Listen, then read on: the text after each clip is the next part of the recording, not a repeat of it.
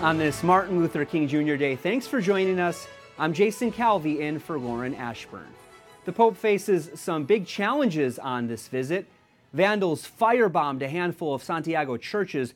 They threaten that Francis will be next. Never before has one of his trips been met with such violence and opposition. It's the Holy Father's first trip to Chile and the first papal visit since St. John Paul II in 1987.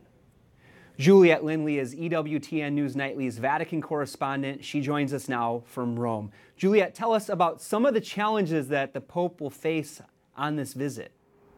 Yes, this is a visit to a country where despite 6 out of 10 Chileans being Catholics, there is a lot of opposition, perhaps unprecedented. There have been protests because people are feeling a bit fed up with how the priest sex abuse scandals have been playing out.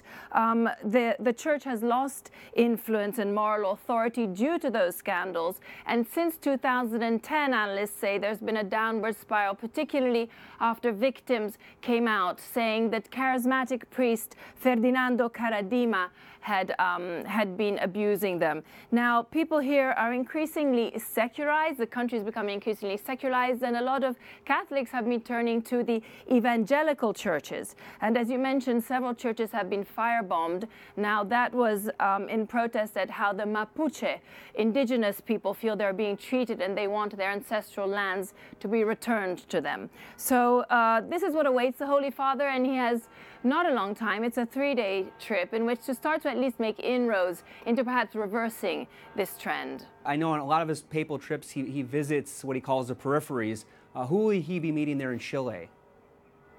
Indeed. So, of course, he'll be meeting the president, Michelle Bachelet, who was the first female president of Chile. He'll meet the diplomatic corps, a lot of the local authorities. He'll be meeting youths. He'll be meeting members of the clergy. But he will also be meeting members of what you can call the periphery, so migrants, so members of the Mapuche indigenous groups. He will indeed be saying Holy Mass in Mapuche territory, and he will be meeting leaders of the Mapuche, and he will also be meeting victims of the military dictatorship.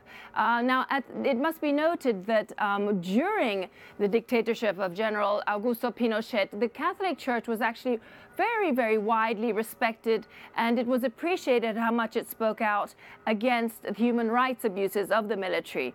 Now, there has been a sort of a change in trend there, and then the Pope perhaps will meet with survivors of clergy sex abuse. A lot going on this trip. Juliet Linley, our eyes and ears at the Vatican, EWTN News Nightly's Vatican correspondent. Thank you.